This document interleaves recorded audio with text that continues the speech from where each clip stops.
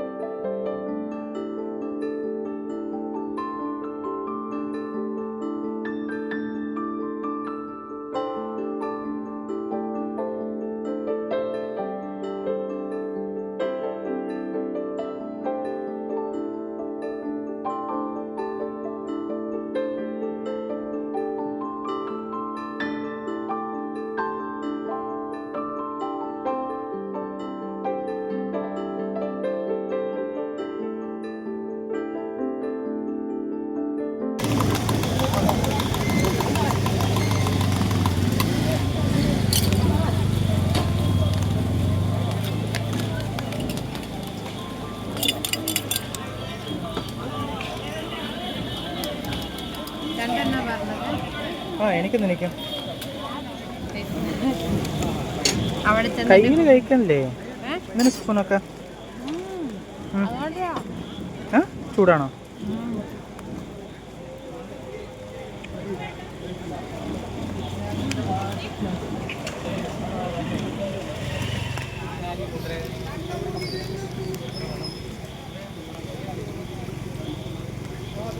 നല്ലതാണോ?